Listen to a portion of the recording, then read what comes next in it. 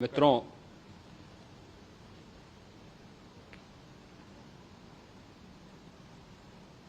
महाकुंभ प्रयागराज का आज मौनी अमावस्या का मुख्य स्नान है और कल सायंकाल 7 बजे से ही काफी बड़ी संख्या में श्रद्धालुजन प्रयागराज पहुंच करके स्नान भी कर रहे थे और काफी बड़ी संख्या में श्रद्धालुजन ब्रह्म मुहूर्त का भी इंतजार कर रहे थे। एक दुर्भाग्यपूर्ण हादसा इसी दौरान अखाड़ा मार्ग पर संगम के तट पर हुआ, जिसमें 90 से ज्यादा लोग गंभीर रूप से या सामान्य रूप से घायल हुए। यह हादसा भारी भीड़ के द्वारा अखाड़ा मार्ग के बैरिकेडिंग्स को तोड़ने और उसके बाद उससे कूद करके जाने के कारण वहां पर हुआ है, जिसमें 30 के आसपास लोगों की दुखद मृत्यु हुई है। 36 घायलों का प्रयागराज में उपचार चल रहा है। शेष घायलों को उनके परिवार के सदस्य लेकर के चले गए हैं। घटना दुखद है,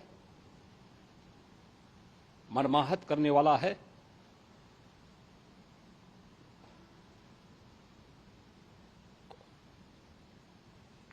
उन सभी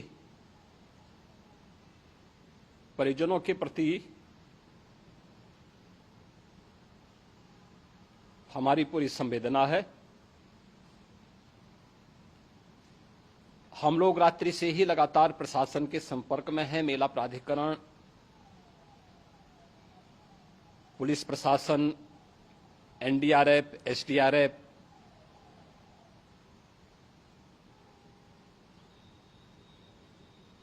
और भी अन्य जितने भी व्यवस्थाएं हो सकती थी उन सबको वहां पर तैनात किया गया है। परिणाम उसी का है कि हादसे के कुछ ही देर के बाद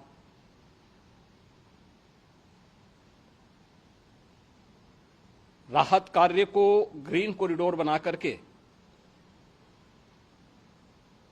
प्रशासन ने, पुलिस ने, एनडीआरएफ और एसडीआरएफ के स्वयंसेवकों ने सभी लोगों को हॉस्पिटल तक पहुंचाने का काम किया है। लेकिन दुर्भाग्य से इस दौरान ये मौतें हुई हैं।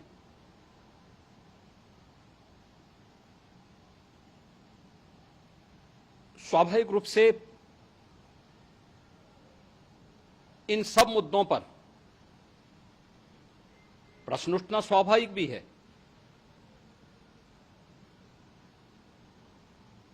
उपचार के बाद बहुत सारे लोग अपने परिवारजनों के साथ जा चुके हैं, उनके परिवार के लोग ले जा चुके हैं।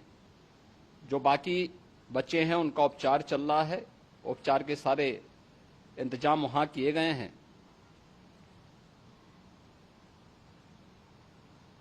प्रेशर मौनी अमावस्या का ये मुख्य स्नान है महाकुंभ का, और बहुत ज्यादा प्रेशर प्रयागराज में होने के कारण सभी प्रकार के मार्ग भी चौक थे। रात्रि से ही प्रशासन उन मार्गों को खुलवाने और स्थिति को सामान्य करने के लिए पूरी तत्परता के साथ लगा भी रहा।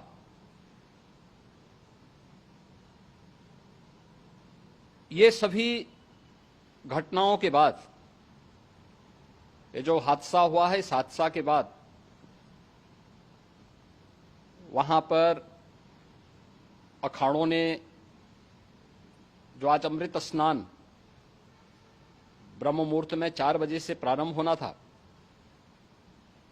मेला प्राधिकरण के अनुरोध पर उन्होंने स्थगित किया था। अपराह्न में अमृत स्नान प्रारंभ हुआ, जिसमें सभी अखाड़ों ने और अन्य जो सहयोगी संस्थाएं हैं उन लोगों ने इसमें भाग लिया। सभी पूज्य आचार्य महामंडलेश्वर भी इस अमृत स्नान में भागीदार बने। प्रयागराज में आज 8 करोड़ से अधिक लोगों का, श्रद्धालुओं का दबाव था।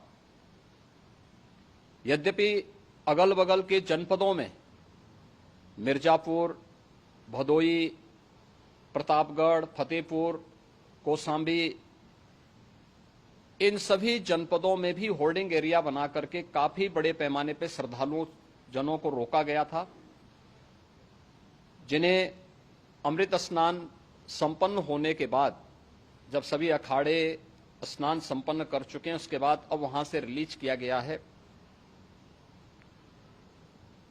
इतना भारी दबाव ये पहली बार वहां पर देखने को मिला था, और जिसके बारे में हम लोगों ने पूरे इंतजाम करने के प्रयास भी किए गए थे। रेलवे स्टेशनों पर, चाहे वह झूसी हो, चाहे वह प्रयागराज सिटी हो, प्रयागराज हो, फाफामऊ हो, उन सभी पर लगातार दबाव बना रहा। रेलवे ने भी इस दौरान वहां के दबाव को ध्यान में रखते हुए मेला स्पेशल चलाई।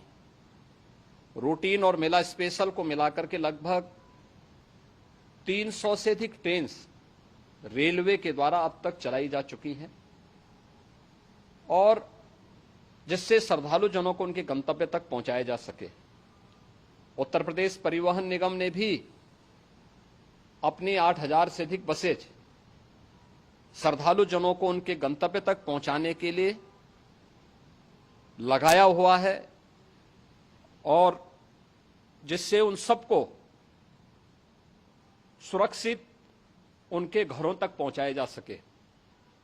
दिन भर स्मूथली, बहुत ही सुगमता के साथ पूरा स्नान इसके बाद हुआ है, जिसमें पूज्य शंकराचार्य, आचार्य महामंडलेश्वर, वरिष्ठ संतजन और सभी अखाड़ों ने इसमें पूरा सहयोग भी किया और पूरे कार्यक्रम को सकुशल संपन्न करने में अपना योगदान भी दिया है। ये सभी घटनाएं मर्माहत करने वाली भी हैं और एक सबक भी है, लेकिन हादसे के तह में भी जाने की आवश्यकता है, और इसी दिशा से सरकार ने भी तय किया है कि हम इसकी एक जुडिशियल इंक्वायरी भी करेंगे, क्योंकि कई बार रिव्यू होने के बाद स्थानीय स्तर पर हर प्रकार की सतर्कता के बाद आखिर कहां से ऐसे हादसे फिर भी होते हैं और हुए हैं। इसके लिए हम लोगों ने न्यायमूर्ति हर्ष कुमार के नेतृत्व में पूर्व डीजी श्री वीके गुप्ता और retired IAS Shri DK Singh, इन 3 सदस्यीय जुडिशियल कमीशन को भी इसके लिए गठित किया जा रहा है। इन सभी अन्य कार्यों के साथ साथ हम लोगों ने वहां की पूरी घटना पर आज पूरे दिन भर एक एक घटना को लेकर के मुख्यमंत्री का जो कंट्रोल रूम था, उस कंट्रोल रूम से भी, चीफ सेक्रेटरी के कंट्रोल रूम से भी, डीजीपी के कंट्रोल रूम से भी लगातार इन चीजों की मॉनिटरिंग की जाती रही।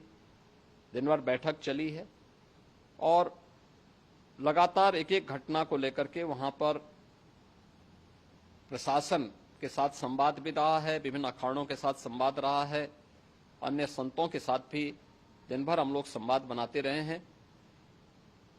प्रातःकाल से आदरणीय प्रधानमंत्री जी का, माननीय गृह मंत्री जी का, माननीय राष्ट्रीय अध्यक्ष जी का, अन्य तमाम केंद्रीय मंत्रियों का, माननीय रेल मंत्री जी का, प्रदेश की माननीय राज्यपाल महोदया का भी समन्वय बराबर आवश्यक दिशा निर्देश भी और मार्गदर्शन भी प्राप्त होता रहा। इसको लेकर के यहाँ पर सरकार ने उसे नीचे मजबूती के साथ उतारने का कार्य करने का प्रयास किया। घटना अत्यंत दुखद है। मृतकों के प्रति मेरी विनम्र श्रद्धांजलि है। जितने भी मृतक के परिजन हैं, उन सभी परिवारजनों के प्रति जिन्होंने अपने परिवार के सदस्यों को खोया है, मेरी संवेदनाएं हैं। विनम्र श्रद्धांजलि उनके प्रति संवेदना मेरी है। और इस पूरी घटना की हम लोग न्यायिक जांच करवा करके इसकी तह में भी जाएंगे। इसके अलावा पुलिस के स्तर पर भी अलग से हम लोग इसकी एक अलग से भी जांच करवाएंगे कि आखिर कहां पे ऐसे हादसे किन कारणों से हुए हैं, क्योंकि पहले से इस बारे में हम लोग हमारी रणनीति थी कि इतनी बड़ी संख्या में श्रद्धालु वहां पर आएंगे। मृतक के परिजनों के प्रति हम प्रदेश सरकार की तरफ से, जिन्होंने इस हादसे में अपने परिवार के सदस्यों को खोया है, वहां पर मेला प्राधिकरण के पास वो पूरी सूची है, उन लोगों ने उसको वहां पे जारी भी किया है। मैं उन सब के प्रति अपनी संवेदना भी व्यक्त करता हूं और परिवारजनों को हम प्रदेश सरकार की तरफ से 25-25 लाख रुपए की आर्थिक सहायता की घोषणा भी कर रहे हैं।